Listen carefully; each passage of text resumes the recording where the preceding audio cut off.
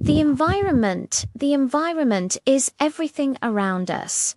The air we breathe, the water we drink, the land we live on, and the plants and animals that share our world. It gives us life and keeps us healthy.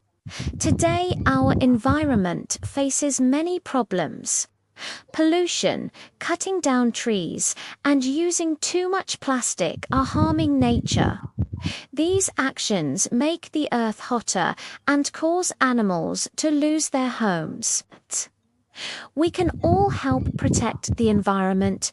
We can plant trees, use less plastic, recycle, and keep our surroundings clean.